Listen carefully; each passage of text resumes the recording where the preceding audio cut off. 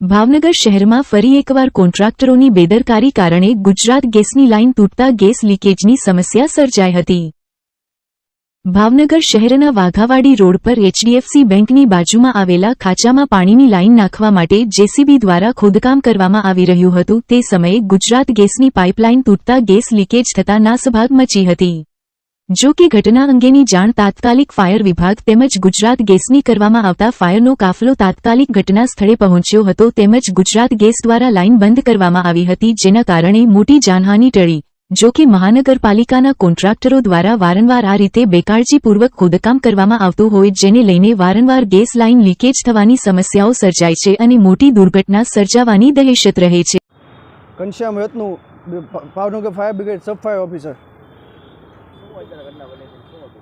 આ વાઘાવાડી રોડ ઉપર એચડીએફસી બેંકની સામેના રોડ ઉપર જેસીબી દ્વારા ખોદકામનું કામ ચાલુ હતું। તેના દ્વારા ગુજરાત ગેસની જે લાઇન હતી તેમાં લીકેજ થઈ ગયેલું હતું અને ફાયર બ્રિગેડમાં કોલ મળતા ફાયરની ગાડી તુરંત જ તે સ્થળ પર પહોંચી ગયેલ હતી અને ગુજરાત ગેસને પણ જાણ કરી દેતા ગુજરાત જે ગેસની લાઇન હતી તેનું આઇસોલેશન કરીને ગેસની સપ્લાય બંધ કરી દીધેલ છે અને હાલ પરિસ્થિતિ કાબૂમાં છે।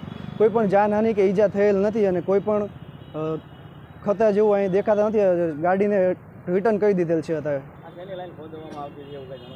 અત્યારે પૂછપરછ કરતાં જાણવા મળેલ છે કે પાણીની લાઇનનું ખોદકામ ચાલુ હતું, તેના દ્વારા વચ્ચે જે ગેસની લાઇન હતી તે ડેમેજ થઈ ગઈ હતી અને ગેસનું લીકેજ થઈ ગયું હતું।